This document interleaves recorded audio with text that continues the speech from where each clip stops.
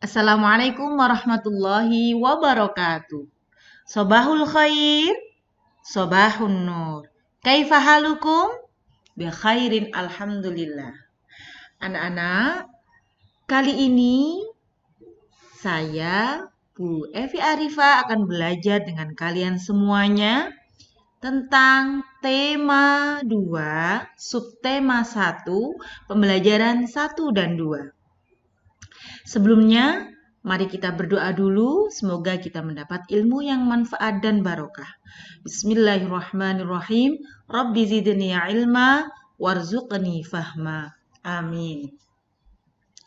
Anak-anak, di pembelajaran 1 dan 2 ini, kita akan belajar tentang cara mencari informasi penting pada sebuah teks. Yang kedua, tentang sistem pernafasan pada hewan, kemudian sistem pernafasan pada manusia. Nah, anak-anak pasti setiap hari anak-anak bernafas bukan? Menghirup udara yang segar. Di sekitar kita banyak sekali tanaman dan lingkungan yang bersih. Kalau banyak tanaman, lingkungannya juga bersih, maka udara yang kita hirup, yang masuk ke hidung kita adalah udara yang bersih. Nah, manusia, hewan membutuhkan udara untuk bernafas. Jadi, bernafas adalah menghirup udara atau memasukkan oksigen ke dalam paru-paru, kemudian mengeluarkan karbon dioksida. Nah, sekarang Bu Guru akan menjelaskan tentang sistem pernafasan pada hewan. Sistem pernafasan pada hewan ada berbagai macam. Misalkan hewan cacing tanah. Nah, dia bernafas dengan permukaan kulit. Serangga, dia bernafas dengan trakea. Ikan bernafas dengan insang. Amfibi saat berudu bernafas dengan insang. Saat dewasa dia menggunakan paru-paru dan kulit. Reptilia, dia bernafas dengan paru-paru. Burung, dia bernafas dengan paru-paru dibantu pundi-pundi udara ketika terbang. Terakhir, hewan mamalia itu bernafas dengan paru-paru. Hewan mamalia adalah hewan yang menyusui. Yang di darat sudah jelas seperti kerbau, sapi, kuda, dan lain-lain. Kalau yang di laut ada ikan paus. Dia mamalia. Maka ketika dia bernafas, dia akan muncul ke udara untuk membuka katupnya. Nah, nih, proses pernafasan hewan. Cacing tanah. Nah, ini kan cacing tidak mempunyai alat pernafasan khusus. Cacing bernafasan melalui permukaan kulit. Kulit cacing selalu basah dan berlendir untuk memudahkan penyerapan oksigen dari udara. Serangga, dia bernafas menggunakan trakea, saluran halus yang beredar di seluruh tubuh. Cara bernafasnya adalah oksigen masuk melalui lubang yang disebut stigma, lalu diedarkan melalui trakea ke seluruh tubuh. Ikan bernafas menggunakan insang. Insang berbentuk lembaran-lembaran tipis. Air yang mengandung oksigen masuk melalui mulut ikan. Mulut ikan tertutup dan air akan mengalir ke bagian insang yang terbuka. Terjadilah pertukaran oksigen dengan karbon dioksida. Amfibi, ini hewannya seperti katak ya, ini ketika berudu ini sudah dewasa. Dia memiliki 2 tahap hidup di air dan di darat. Kalau di air, dia masih berudu, dia bernafas dengan menggunakan insang. Ketika di darat sudah dewasa, dia bernafas dengan paru-paru dan kulit. Dia memiliki kulit yang selalu basah untuk membantu pertukaran oksigen dan karbon dioksida. Nah, ini yang reptil nih. Ada buaya, ada ular. Hewan yang termasuk jenis reptil diantaranya kadal, cicak, buaya, biawak, reptilia bernafas menggunakan paru-paru. Udara masuk melalui hidung, lalu ke batang tenggorokan, lalu ke paru-paru. Nih burung, dia bernafas dengan paru-paru. Nah, dibantu juga oleh pundi-pundi udara atau kantung-kantung udara. Ini dapat menyimpan udara saat terbang. Burung tidak bernafas melalui hidung, melainkan menggunakan udara yang tersimpan di pundi-pundi udara. Nih, mamalia bernafas menggunakan paru-paru. Oksigen masuk melalui lubang hidung, lalu menuju ke tenggorokan, lalu ke paru-paru.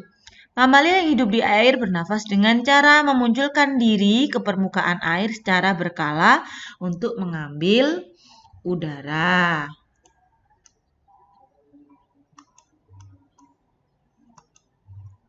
Nah, sekarang kita beralih kepada alat pernafasan pada manusia. Organ pernafasan pada manusia: 1. Hidung, 2. Faring, 3. laring, batang tenggorokan atau trakea. Ini ada bronkus, paru-paru. Hidung ini udara masuk, kemudian disaring oleh rambut-rambut dan lendir yang ada di hidung. Faring ini merupakan persimpangan antara saluran pernafasan pada bagian depan dan saluran pencernaan pada bagian belakang. Biasanya kalau anak-anak keselak itu kan di sini ya. Nah, keselak ketika makan sambil berbicara, akhirnya udaranya masuk. Jadi anak-anak tersedak. Ketika tersedak lah, disitulah letak faring. Terus di bawahnya ada laring. Nah, ini di belakang faring. Kemudian ada batang tenggorokan. Nih yang kalau di laki-laki ini ada jakun ini di sini. Jakun, lah itu namanya trakea. Nah, ini loh yang ada rongga-rongganya ini. Nah, pada trakea terdapat jaringan yang disebut silia. Nah, ini di sini ada silia. Silia yang akan bergerak dan mendorong keluar debu-debu bakteri yang masuk. Biasanya anak-anak kalau setelah makan makanan yang tidak cocok gitu, biasanya kan serik ya di sini. Serik itu loh lah di situ. Itu namanya letak trakea. Atau ketika menghirup udara yang kotor, berdebu, pasti anak-anak batuk-batuk. Iya nah? Nah, ini namanya disaring oleh batang tenggorokan atau trakea melalui silia. Selanjutnya masuk udara ini ke bronkus. Di bronkus ini merupakan percobaan dari trakea serta percabangan dari trakea serta menuju paru-paru kanan dan kiri. Kemudian masuk lagi dia setelah dari bronkus itu yang bercabang gini loh. Itu kan terus masuk ke paru-paru. Nah, masuk ke paru-paru itu pertama lewat bronkiolus. Bronkiolus itu merupakan percabangan dari bronkus di sini. Nah, ini ada gininya di paru-paru di sini. Nah, ada cabangnya. Kemudian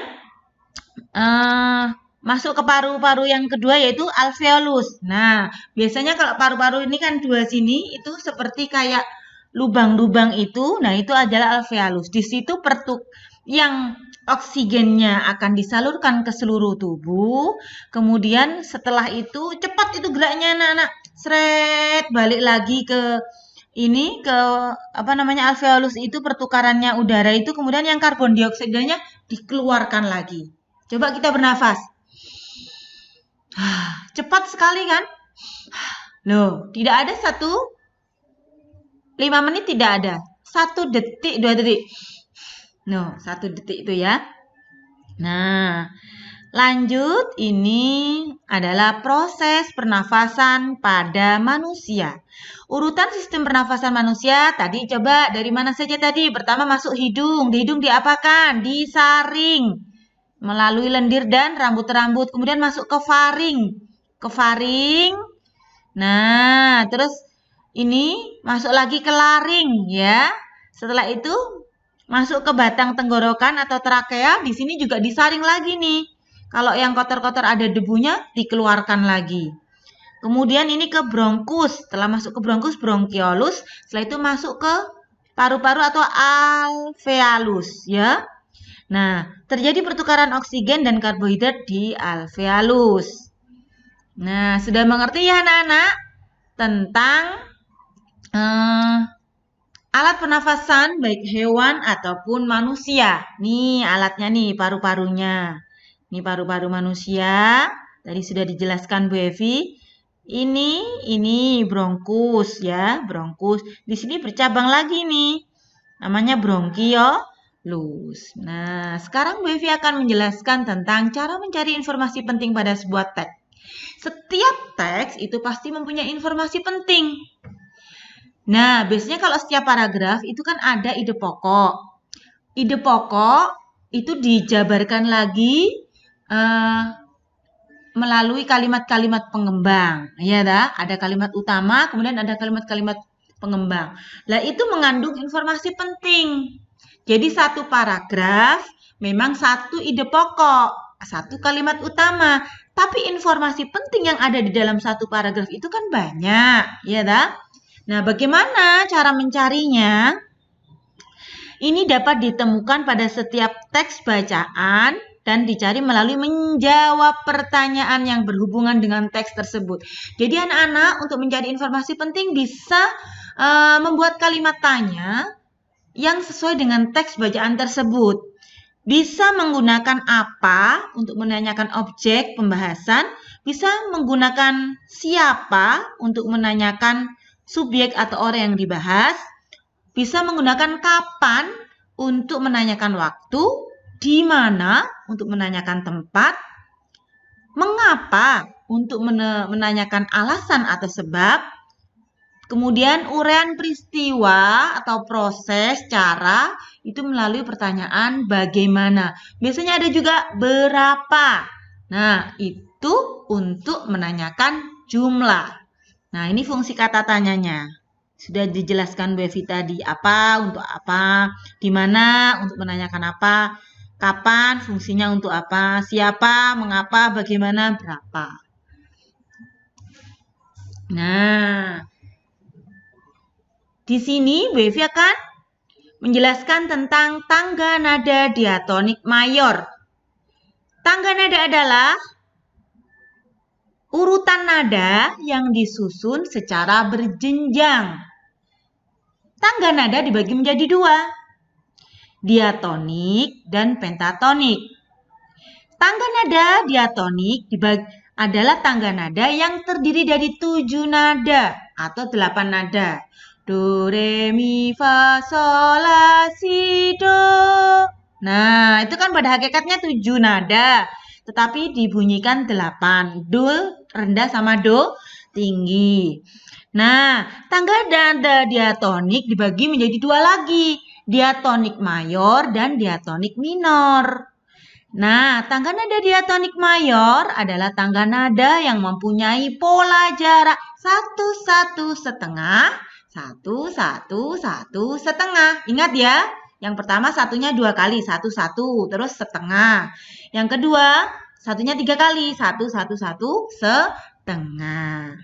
Ciri-cirinya lagu yang bertangga nada mayor. Pertama, lagunya itu bersemangat. Kedua, bersifat riang gembira. Ketiga, diawali dengan nada do dan diakhiri dengan nada do. Nah, contoh lagunya. 1, maju tak gentar. Kan semangat tuh. Maju tak gentar. Terus, Indonesia, tanah airku. Indonesia Raya. Kemudian, Hari Merdeka, karangan Husein Muchtar. Bukan Haji, yaitu Husein Muchtar. Ya. Itu 17 Agustus tahun 45. Kan semangat ya. Terus Bandung Lautan Api. Halo, halo Bandung. Ya dah. Garuda Pancasila. Garuda Pancasila. Nah, lagunya yang temponya semangat. Seperti orang berbaris. Ya. Jadi nanti anak-anak bisa mencari lagi lagu-lagu yang bertangga nada diatonik mayor selain yang disebutkan Bu Guru ini. Nih bentuknya tangga nada diatonis mayor. Jaraknya 1,5 nih. Yang A, C, D, E, F, G, A, B, C. Itu tangga nadanya. Notasinya do, re, mi, fa, sol, la, si, do. Nah ini notasi angkanya. Ini jaraknya. Do ke re 1, re ke mi 1. Kalau mi ke fa itu jaraknya setengah. Makanya do, re, naik toh 1, mi, naik 1, fa, setengah itu, enggak 1. Nah, terima kasih anak-anak, semoga bermanfaat. Nanti anak-anak bisa menjawab pertanyaan Bu Evi yang sudah di-share di Google Classroom. Terima kasih. Wassalamualaikum warahmatullahi wabarakatuh.